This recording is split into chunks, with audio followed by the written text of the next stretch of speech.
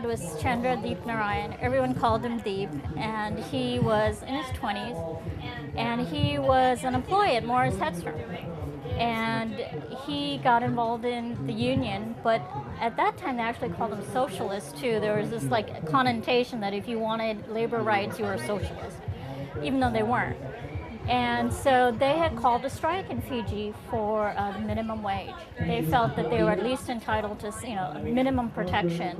And I remember my dad telling me in Fiji that was one of the big things with the union. They wanted the dignity. Why do we're not little boys. We shouldn't have to wear short pants and be told you have to wear short pants.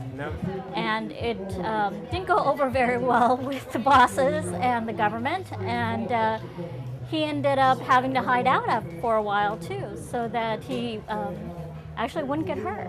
They had sent thugs after him, but they ended up prevailing at the end, and Fiji ended up getting their first minimum wage. And my dad was very, very proud of it until the day he passed, which was about 5 years ago here in the United States. I was born in Suva. I'm actually the first person to use an incubator at the hospital in Suva because I was premature. I was 3 pounds. And so I was a little bit famous in Fiji for that. My life was essentially saved because of an Australian doctor who knew what to do and who had the equipment to save my life. So I'm very grateful for that. My family was very tough.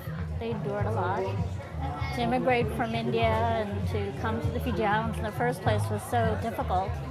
A lot of people died on the way, and these people made it and they've survived. And so I know that I come from very tough stuff. So when I feel like, oh, things are rough, I have to remember my grandparents, my great-grandparents, and no, it's not rough. They had it rough. I'm very proud of it. They were very hard workers and very tough people, and probably a lot smarter than I am, but they made the best of what they could.